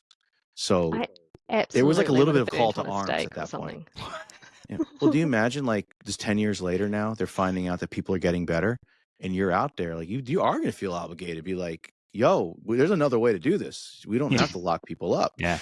And then all those other things. So I could see how there is a way it becomes today's way. It's like we do it out loud. We do it in a way that makes it seem welcoming. Never judge, never force. I would never force it on somebody. Yeah, I've been in Yeah. situations where you can see when someone's friend or person or bandmate is just like they're a calamity to their existence at that point and they're struggling. You just don't like walk up to them and like slap them in the head with a pamphlet and be like, yo, you go to the person that you see is most visibly affected. Listen, I don't know what's going on. I'm not here to diagnose or judge, but I have a very long experience in relationship with living a sober life at this point and that other side. Let me know if this is never working for them and call me. And that's it. And that's the out loud. That's not wearing a sign. And the thing is, I'm okay with all versions. The only thing that I was taught to be cautious about is what got me sober. We just don't name it. There's no name for that. And people are like, what does that mean? Is it a secret society? It's no. Because what if I just one day say, F this, and I show up on TV, especially being a musician that I was on TV, doing a bunch of drugs and alcohol. What did I just reflect poorly on? Something that's still saving people's lives. Yeah. So that really helped me understand there's a way to be out loud. I mean, there's an amazing way to be out loud. I think people should know. And that's then. Now we're in a new world. We're in a world where you can be like, I just don't drink. Yeah. And I learned that from my own person. Kira is a person who said she drank a few times in college. She didn't like it. She actually says she wishes parties were during the day. They had food and people didn't just talk bullshit. I'm like, when we first met, I was like, where did you come from? It's like my kind of party. I love that. Well, let's meet at 10. We'll have some snacks, have a little sit down and have a chat, discuss Harry Potter. Discuss Harry Potter. Yeah. Let's talk about our houses. How's the Quidditch team going? Bring and then go home and be home in time for bed. Some hot cross buns and some raisins, hot cross and we're all good. Yeah. Some good tea. And I was really fascinated. She doesn't like drinking. She doesn't drink. And I remember in the beginning when we first met, I'm like, you don't have to not drink around me because I waste years of sobriety. I was working as a bartender, sober. So it's not like I have this thing where it's like, oh, there's alcohol around me. No, I just don't like it. And then people would ask her like, well, you're not drinking because she's like, no, I just don't like it. So there's actually and I've talked about this on Reframe meetings, like there's people who legitimately live this life, who knows life's better without it, and they just don't like it. And someone asked me once, well, does that make you feel like, I'm like, that makes me feel really inspired that somebody could probably do this, not have a problem, take it or leave it, and they still think life is better without it. Those are the out loud people that are some of the people that I'll say only me, I'll never say anyone else, that really struggled with this. Those are our biggest allies, or my biggest allies. That's my wife. I mean, she's a take it or leave it, or just doesn't drink? Just doesn't drink. She would rather have I'm showing a Yeti can holder there, but there's Diet Coke in there. She would rather have a Diet Coke. And what was the line she would always say whenever I'd be like, you sure you don't want anything? Because I was never pushing it on her, but I wanted to make sure if she wanted something, I could get it for her or whatever. Like a get together party, whatever. She's no, why would I just drink that? Something I'm just going to pee out later. Like it's a waste of money. That sounds a lot like Kira's logic. Yeah. Kira's even like calories and drinks. She's like, why would I have a hot cocoa if I could just have a piece of cake? That is great logic. You guys would get along really well because you've talked about pastries and cake often. I feel like you would have a similar dining experience. I love me a sweet But she won't drink hot cocoa because like I would rather just chew it having a brownie or cake. I was like, because I still have a liquid consumption issue. Oh my gosh. I just gulp everything. even on Reframe meetings, it's like halfway through the meeting, I'm on a different colored cup with different liquid in it. To be like, how many drinks do you have in front of you? I'm like, all of them. 3. Yeah, when you call yourself, was it on your speaker share, Drink Goblin? Well, I learned that in the neurodivergent meeting. We got our own thing going on there. So apparently there's a lot of ADHD memes about drink goblining. Yeah. When you're like running out of the house and you got all your cups and then you're like, you've got your the water, door closes and you've got your caffeine, and you've got your keys. And you've got your... There's a whole, I saw one that's so elaborate where like you're doing it all and you're click. I don't have my keys, but I got my 3 drinks. So yeah, the drink goblin. I love being a drink goblin. But when they said the words, I was like, oh, this is so good. Yeah. This is so true. But I have a gulping problem. So STATiC, I'm going to send you, there's this chocolatier. I don't know how to say that word, but it's like a chocolate shop that, like in Chocolat, the movie, where the hot chocolate is like chocolate and milk just warmed up and stirred through. Anyway, in New Zealand, they make the best hot chocolates and they make these chocolate bombs. So it's like the solid chocolate that you put straight into hot milk. This will convert Kira into enjoying hot chocolate. So it's like the bath bomb of chocolate? Yes. You put it into, you just drop it in, and they do a Mayan chili one, they do like an orange chocolate one, they do peppermint, they do so good. It's Wow. $15 per drink. Like for a hot chocolate, it's $10 or $15, but it is money well spent. So I'll send you some chocolate bombs. You guys really have a quality of life thing there. Sure. I think We my do. mom used to do that for, I don't know if she made those or she used to do that for the grandkids for Christmas, but it was like attached to a spoon, and it was around the spoon. There was some kind of chocolate and covered in some kind of like maybe peppermint or whatever ingredients that would go with that. And then you just dip that in like warm milk or whatever, and it melts as you stir it, and cool little things there. And you're from So Pennsylvania, good. right? Yeah. So Originally. yeah, they do things right out there. Yeah. So it's like Pennsylvania into Ohio into the Midwest. There's when you want things to do with milk and chocolate and cake, and it's America's finest for that. At that point, you're also they get the Amish out there. So you're getting the best milk in the world, and at least for our not best milk for our world in the 48 states. It's just so natural. Like it's just a really cool thing. Yeah, we always made hot cocoa at home with real chocolate. My mom always made real chocolate and real milk, never water. Yeah. She was always like, water. Yeah. No, she got milk. Like, yeah, do it milk. Warm the milk. Put the chocolate in. But I do it with cacao now. I'm fancy. It's a nootropic. Fancy It's good for the bougie. brain. Yeah. So I mean, we should do a whole one on non-alcoholic beverages. Just like how much fun you can have just mixing random things together. There's so many more things that you can drink in the world when you take alcohol out of the equation. And that's something that blows my mind. There are so many more delicious things to drink when you take alcohol out of the equation. There's so many things you experience. I say once you show up to a place, as the previous version of myself, I stopped looking once I got to the bar. Now, since I walk past the bar, I see there's other things, like another room. There's food. You're open. So, yeah. Awesome. When people, I'm sure I said this too, but when people talk about how I can never go have drinks with this person again, I'm like, you can. I have drinks with people all the time. Yeah. It's just not alcoholic. I'm drinking right now. There's liquid. And I know that's a simplistic way but you of need looking that at it, sometimes. But it's what were you doing when you were drinking with them? You were talking. You weren't sitting there talking about I mean, if you're at a wine tasting, sure, you're talking about the actual alcohol, but that was just there. And I get, how it works when you go out with people like that, but what is the point of what you were doing? You were having a conversation, you were connecting. Yeah, you can still do that. The purpose was to flip the perspective on every situation. Like, why are you really there? Keep company, laugh with my friends, and they could drink. I'm not gonna. I'm gonna have some of my own thing. Yeah. It's an important thing, I guess, is when we get to observe people who don't really revolve around drinking, and most people don't. It's an accessory. Yeah. Where me, at least, the drinking was the priority and everything else was the accessory. Like I always reference my own mother, which is crazy because my mom, in my own family, there was no alcohol use, overuse, or abuse. I found out digging deep, there were some other things lurking around, like gambling addictions that we didn't really talk about. And I found out years later. But the point is, I was never around a big drinking environment.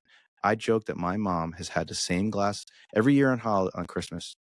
Someone would be like, her name is Maria, you want a glass of wine? I said, yeah, sure, pour me one. And then I would watch her not touch it.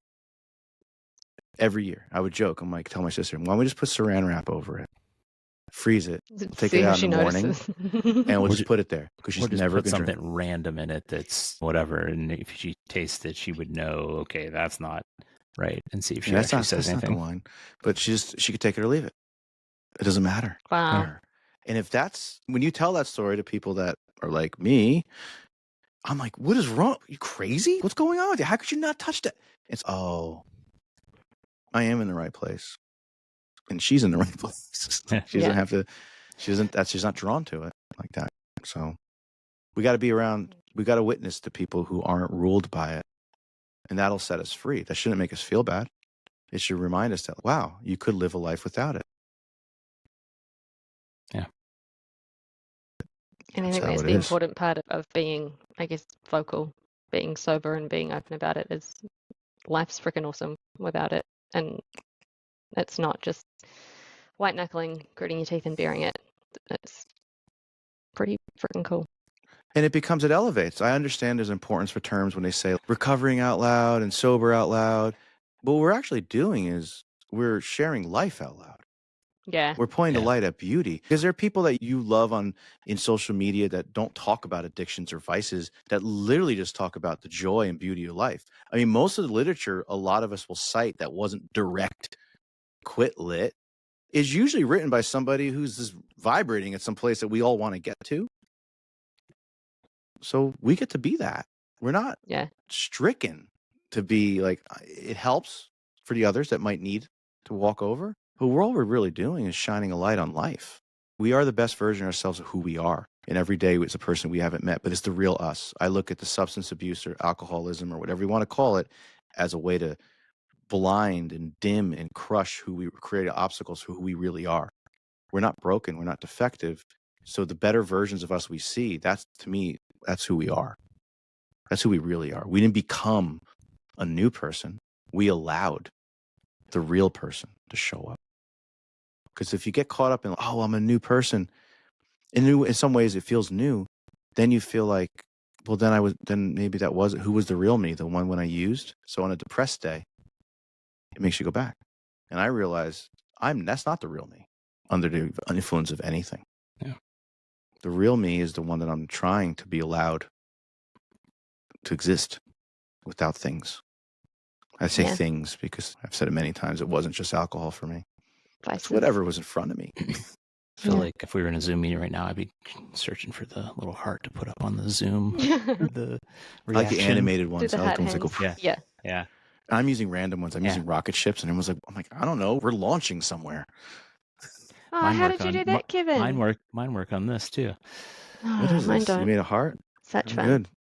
Kevin likes to troll me in meetings, and he did this last night in a meeting. I was up at 3:30 this morning about to go to bed. Her zone meetings, Yeah, and I jumped on as iPhone with my camera off. She's reading the intro script, and I'm just sitting there just sending messages. How big are those meetings? They're up to 70 odd now, which is pretty good. It started with 40, but now there's a good solid group of people that, It's like I love a really it. It's like good a time capsule. Friendshipy, it's For really Kevin, cool. it reminds him back when he started being probably the only coach and meeting leader in Reframe. Maybe you need that for nostalgia. Like, I remember back in the 50-person days when nobody would say anything, and I remember the day back when in it got the to 0 2 screens, days. I was like, yeah. So we cool. started this, and it was because we started the meetings, and it was like, okay, for those people who are coaching clients, we'll open it up to all the coaching clients, which weren't that many when we first rolled that out. And we recorded them because we were just going to record the first part where I was going to share a topic and just put that in the app and then stop the recording and then have people share. And I might have acted in those, like people were there. So good to see everyone. Nobody was ever all there. 0 of you. 0 every time. I remember the first time someone showed up, I was like, oh shit, what do I do now? There's one person. Fake responses. Yeah. Oh, John, that's really good. I appreciate you bringing that up. And of course we block them out. Yeah. That would break confidentiality. Exactly. I'm just giving my responses. Yeah. And then it was 4, and then it was 10. And then so it was when did 20. the meetings start? What year? That was 2021. Like in May of 2021, we started doing that. And then I want to say probably in September of 21, Kayla was doing the half-hour check-ins or chicken that fall of 21. I can't remember when exactly she started it. And then we added like the alcohol-free Saturday night and the cutback Tuesday night were the first 2 like non-check-in meetings. So those are the originals. And then we added the Thankful Thursday and the Sunday all reframer. So and we just had those 4 for months and months until I think the summer of 22 is when we started adding men's and women's and other ones. The men's was brand new. Yeah. When we started that's talking. when I joined Reframe too. Yeah. Wow. In 2022? Yeah. Yeah. My last drink was in May 23, but I was on Reframe for about a year of cutbacking and humming and hawing and ups and downs and circling around. Yeah. I feel lucky because if I came in today as a coach, and was like, wait, how many people are in these meetings? If I was like where I was back then, I would be like, no way. So many people are like, oh, so how many people are on, like, friends and family in New Zealand? They're like, oh, cute, you host a little sobriety meeting. How many people are on it? I'm like, oh, it's pretty small. There are like 60 or 70. And they're like, there's what? I'm like, oh, like, it's really small. Like in the big meet, like the daily check-ins, it's 200-300. And they're like, oh, what? They just... You don't see them all. They're not all talking at once. Yeah. I'm not talking at once. Yeah, I only see 25 boxes. Yeah, those are all the things that I told myself too. Yeah. Okay, I know I'm talking to 200 people or with 200 people. It's not two. I'm talking with 200 people, and it's... How many people do you reckon are on the toilet while we're chatting though? I'm like I'm always near my trackpad just in case. Thankfully I've never gotten a weird camera moment. One time something was about to get weird, and I'm like, I did. It was that's when I learned I can stop video on Zoom a couple years ago. Early meeting, someone shared, and then they went in the bathroom with the phone. You didn't see anything. Morning ablutions, but it was. But you knew it was the bathroom, and you're helping them at that point because they would be mortified if they knew it. And when there's a spouse walking in the background that doesn't realize someone's on a meeting because they've got earbuds in and that spouse is not fully dressed. Camera off. Yeah. That almost happened, I think, once. Yeah, so in the recovery, the 12-step recovery world, it was like maybe the first 3 days into the lockdowns because we couldn't go to meetings. It was the most functional moment. Of course, it would come from a bunch of alcoholics and addicts. And I get a phone call. My buddy, who I imitate a lot in these meetings, is like, hey, they cured it. They fixed it.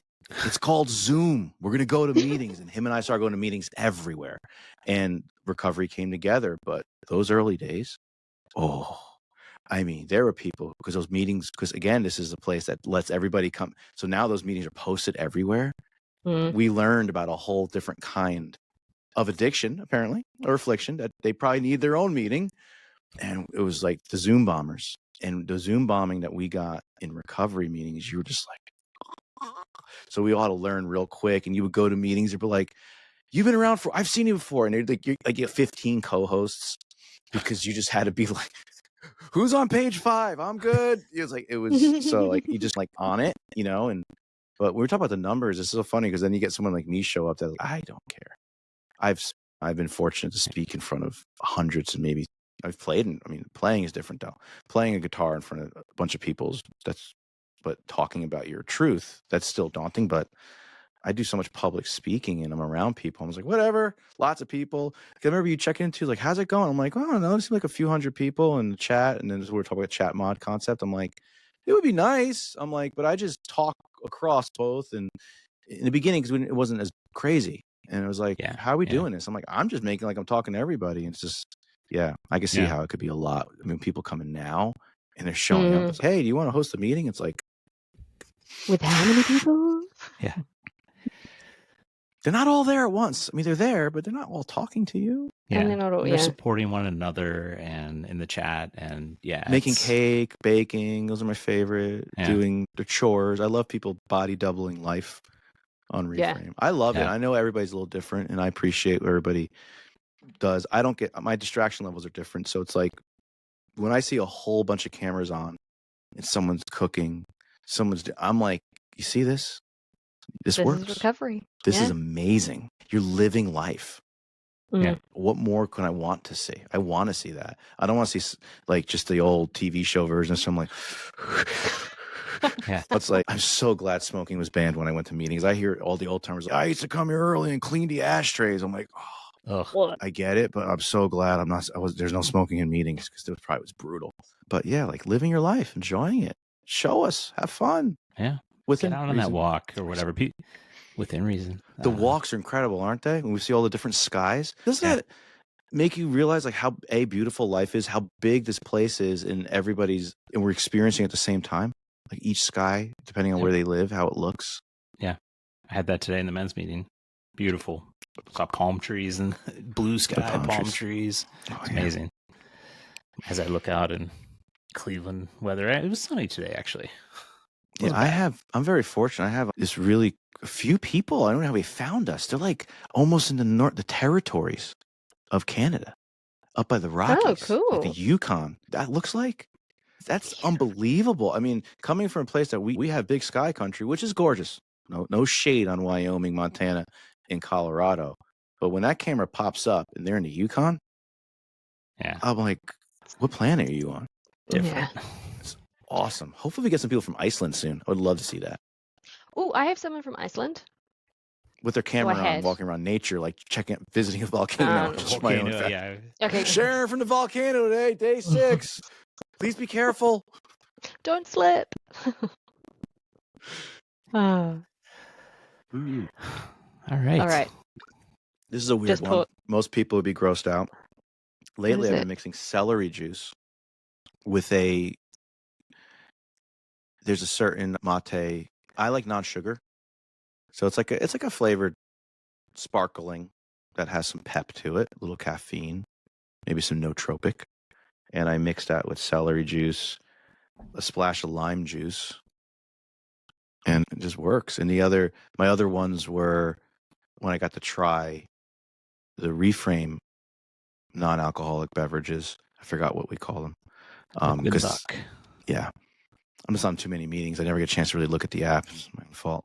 Since I don't like sweet, I was like, these are great for parties because you bring one and I could keep cutting it with seltzer. Because I have a consumption. I still have my consumption issues. I need to gulp. Oh, yeah. And I remember when I was tasting them, I was just like, because this is my own thing. A lot of people like sweet. It was like so quality. I don't know if you guys, which ones you tried. The orange one. So, Kevin, I know you're a little younger than me, but we still remember the 80s and Sips, right? Sips. Sips orange drink, like juice boxes. Maybe I'm a lot older than you. I'm 48, could be 49. I'm 40. I'll be 46 this year. Maybe it wasn't popular in that area, but they were like juice boxes and it's a juice box, and they were the most sugar-ridden orange drink called Sips. I was never allowed to have them. My mom was like, "You can't have sugar; you'd be all over the place." So then he would trade, and I remember there was a certain flavor of orange drink, and it tasted exactly like it, but not dangerous. Like so, it was all these like nostalgic flavors, but they didn't taste orange and ginger. There was one too that tasted like Smarties. You know those little circle candies that are just pure sugar, but it didn't like immediately make you feel like you're having disgusting sugar and your teeth are going to fall out because there's not really a lot of sugar in them. There's just a sweet flavor. I was like, these are like bougie, not toxic flavors that remind me of the 80s toxic flavors. So then I cut them with a little bit of splash of lime, coconut water, and sparkling water. And I'm making my own little, when I had, I was making like little fun mocktail with that. That sounds good with the calm too, because the calm is the coconut and pineapple. That's my favorite. Ooh, I like that. That is a nice one.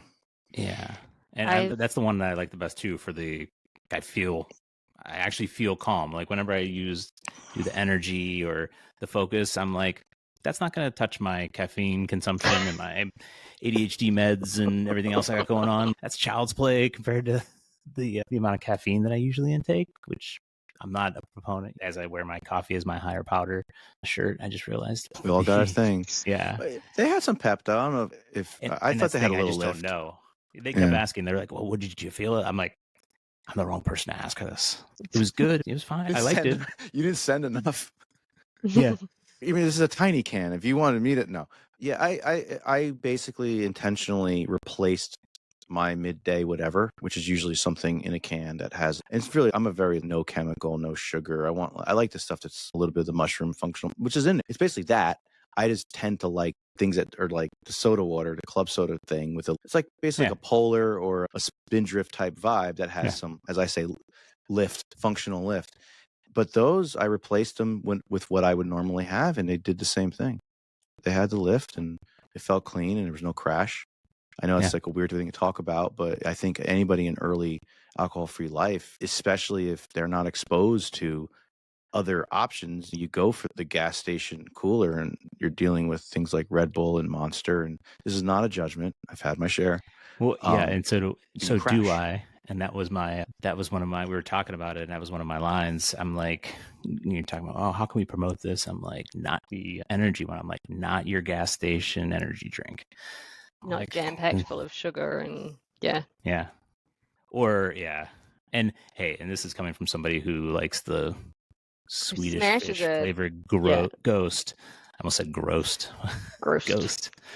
I'm going to try one of those when I get to America. I have a little bit of a sugar, sweet tooth So you issue. like sweet liquids? I like sweet. that? Yeah. So then you're actually, and the thing is, I had a very objective view of not like being all. sweet liquids, and I still thought they were actually really, you know what? For people who enjoy something sweet, this is actually clean tasting. Yeah. Doesn't feel like chemicals. Yep. To bring it to a party and get it just in my jacket and keep topping off boring seltzer if that's all they have. And then there is a level of that reward enjoyment, which is being really, you get to be really objective to everybody's potential experience. Yeah. Which for me, it's always going back to the beginning because I'm not at the beginning. Like I said, I worked as a bartender. There's so many aspects that I have to really re-engage what it was like within 1 year. And going somewhere and not being able to have something to even hold. And is that reward of a good flavor is awesome. Yeah. But not feeling that sugar hangover. I had experiences when early on with the Monster drinks, and I would just be freaking out because now we're out late. It's after parties at shows. I'm just like slamming them because you think like Monster and Rockstar would always be rolled in to concert venues. Well, this is free, and there I am hanging by it. It's like I used to when I was drinking alcohol. Well, this is free. This is free, and then I wake up in the morning and be like, why do I feel hungover? I had a drink in 2 years. Yeah. The sugar. Massive sugar hit. Yeah. So we have to be mindful. Yeah, so when things don't do that, they're a good option. Yeah. We just want options. We want all the options when you go someplace, especially in this early ride.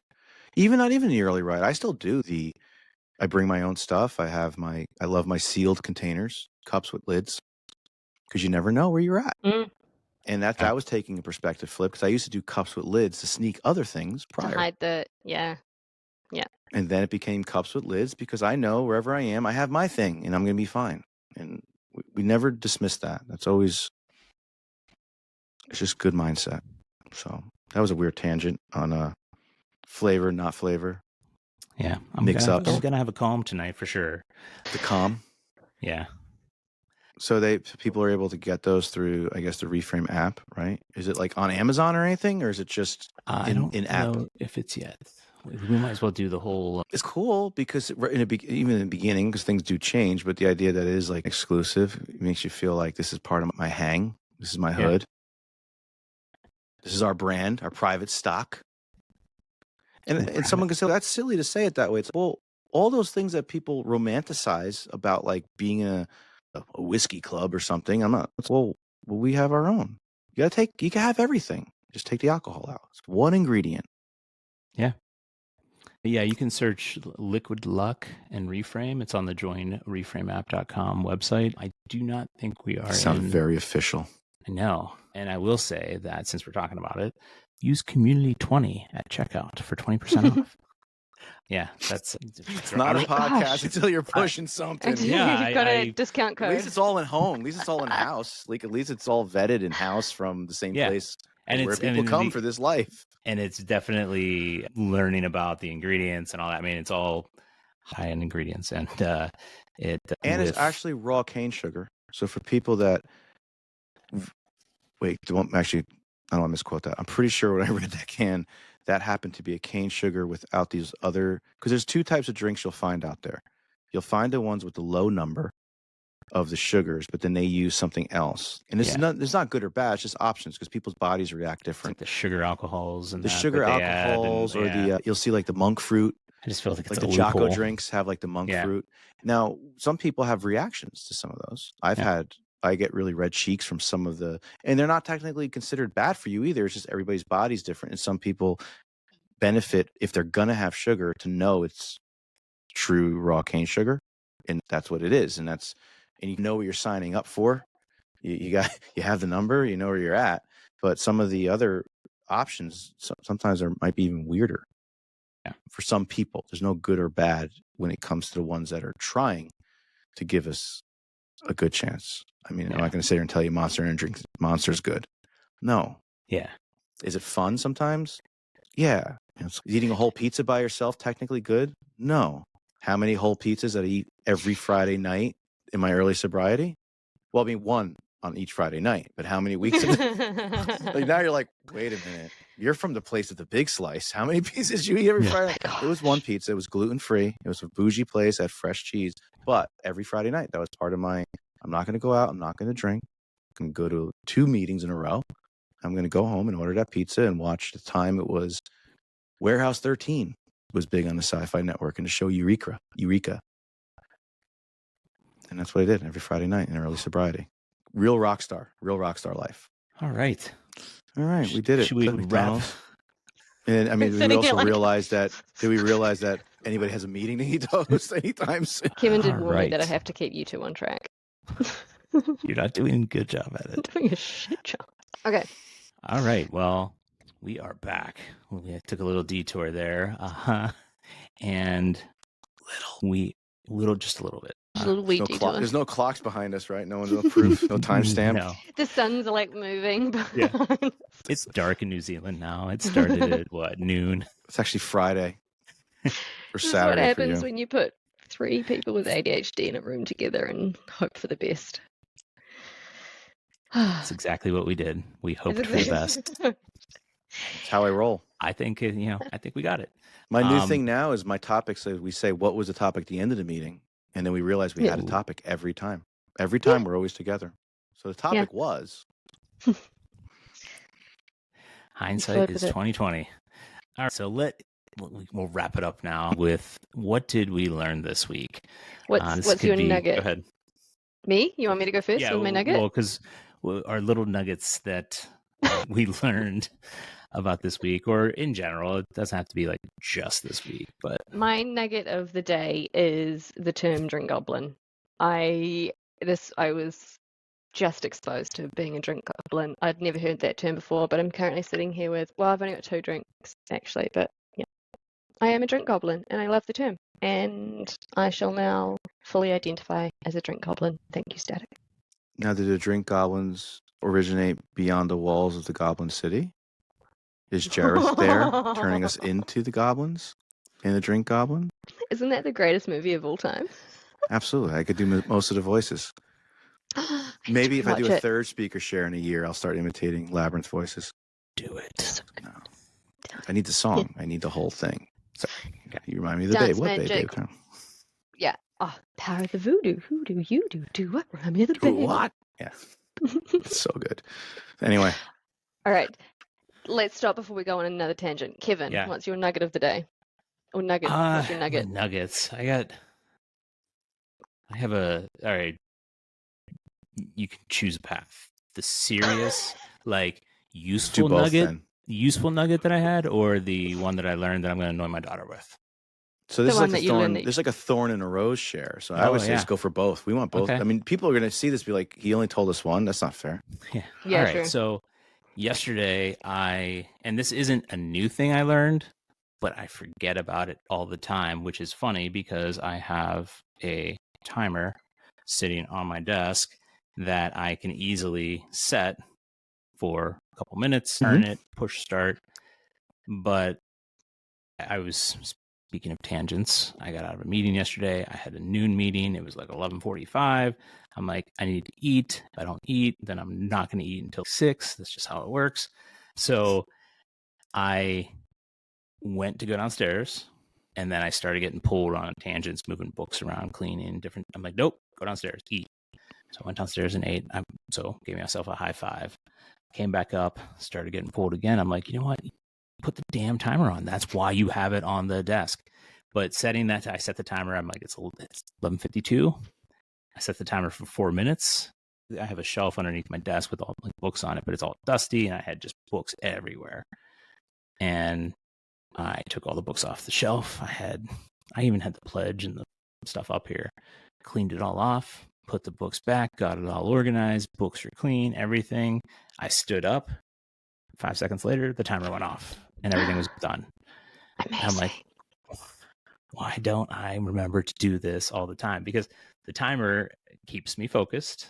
It gives me a deadline, and I stop when it goes off. So while it's going, it can't be too long, though. I think for short bursts like that, 3 to 5 minutes. If I set it for 50 minutes, I'm still going to go off on a tangent. So it has to be something like that. So use the timer. If you're finding yourself procrastinating, set a timer for 3 minutes, go do something else, clean something, pile, whatever, and then come back when the timer goes off. Get that object in motion, stays in motion. The one I'm going to annoy my daughter with on vacation in 2 weeks is Yeah, we're going to be on a cruise, and I was just watching an episode of Bob's Burgers the other day. We were all down there watching it, and one girl was going on a cruise, and I can't wait to meet all the BFOTs and all this stuff. And they were like, what? She's like, the BFOTs, boys from other towns, BFOT. And I immediately looked over at my daughter, and she looked over at me. I'm like, that's not going anywhere anytime soon. And you're going to be hearing that a lot in 2 weeks. So especially when your friends are around, especially if there's a boy around, perhaps if you are talking to somebody, the BFOT is coming out. It's the little things that get me through. So good. Embarrassing your kids is like the best part of being a parent. And I usually don't. I mean, I pre-embarrass her. So I threaten the embarrassment, but she should know that I don't actually do it. Yeah, No, I but don't actually ever do it. Would But he this though? I can actually do when other people are around, and they'll have no idea, but she'll know. So good. So good. I love it. All right, STATiC, do you have a nugget? What's something you learned This week? This week. I was today years old when I learned, I don't know. Oh, wow. Why am I not engaging in these? And usually I am, like, every day in my deep. So, like, part of some of the neurodivergent life is the rabbit holes that we find ourselves in constantly. I have at least 50 of them this week. None of them are popping up. And they're probably like useless. Who was the first drummer of what band in what decade? Or what actor played this in his first commercial? How do I not have any nuggets? You know what? Here's a nugget. This is one. And it's about maybe a week or two now. It came up. And it was, and obviously I'll never name the sharer, but somebody's on a lot of my meetings and always so engaged in the meetings and just one of the regulars in that sense. And they were talking about a book they were reading. And I wish I could quote the book right now, and maybe we could figure it out another time. And the concept of we recover ourselves. And I'm sitting here because I've been dancing in this party for a bit. I don't think I've heard them all, but I'm obsessed with perspective flips. So it's not recovering from, it's recovering ourselves. And I'm like, well, there's the perfect way to hold on to the idea that we could be in this. Because it is a fun play. It's a weird play on words. You don't recover. You're not recovered.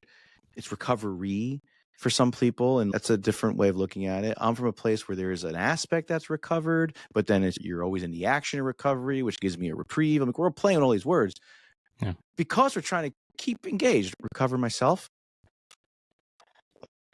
I was like, that's wow. mind-blowing. Yeah, it was awesome. Yeah. And then a few times they would pop up like, you mind throwing that one out there again after they have their share. What was that again? So I get it. So it was from a certain book, and just that mindset. It's a mindset flip. And I think this is all about that. We recover ourselves when we decide to engage in a practice that brings ourselves back. So that's so cool. I guess that's a nugget. Yeah. That's a cool nugget. I've heard people share like they were I think it was uncovering themselves too. That one I hear the uncovering is cool. I've heard that play on words, but the recover ourselves. Yeah, that's good. And you said something earlier too, not to go off on another part two. Quick, change shirts. Quick, change shirts. I do have another. I have shirt that other here. hoodie somewhere. My face-to-face hoodie. But you said something about life out loud, right? Versus it's not sober out loud. They do life out loud. And I thought that was interesting because I've heard sober out loud. But when you said life out loud or recover out loud, when you said life out loud, I'm like, that's the active thing. I thought about Atomic Habits where he talks about like the habits of, what's the word? Basically the habits where you aren't doing something. I can't think of the word for it. It's just out of my brain right now. But when you're not drinking, you're not doing anything. So that's not a habit, right? That's not something that you can't not drink. That's not an active thing.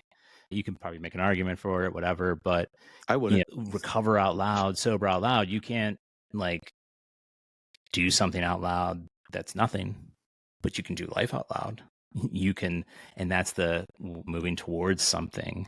So living life out loud. That's it, because it falls in. I mean, I said it randomly while we were talking about it because I was thinking about the attractive versus promoting. And then life comes back to us. I've been around lots of places where, and I related to I wasn't afraid to die. I was afraid to live. So then it becomes, well, now that I'm doing this, it's like this is living life out loud. And then I'm thinking about the people who might be inspired by it that didn't have any kind of struggle like that, but they're still working hard to be great and do things and action. Yeah. Yeah. Cool. All right. And just to close the loop on that real quick, it's habits of omission. Popped in my head. Habits of omission. Yay. Thank you, Brain. All right, STATiC, if you want to share where people can connect with you, go for it. We'll obviously put this in the show notes as well, but if you want to just share anything.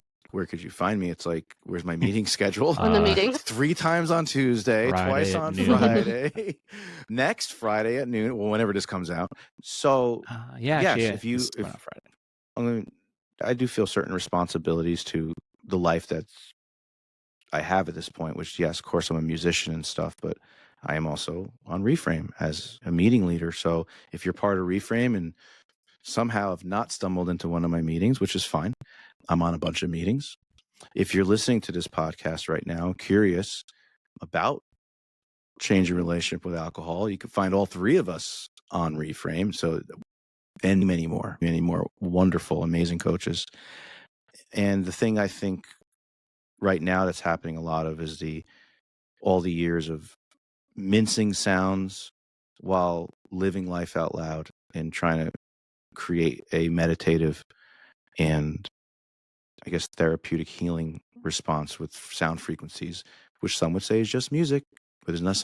Music's music, but it is a lot of it's being very intentional now. The way I create them, locking into chakra tones. You go to a yoga class, they talk about your heart chakra. Mm-hmm. There's an actual auditory frequency that resonates with that. And as of now, they're just popping. I'm putting up on YouTube once a week because it's not like releasing apparently music that's 6 minutes. These things are 2 hours long. So I don't even know where it'll eventually show up, but YouTube's easy. It goes up. You can listen to it for 2 hours and just for that enjoyment and see how it feels. My YouTube, I guess you could write it, but yeah, it's STATiC is noise.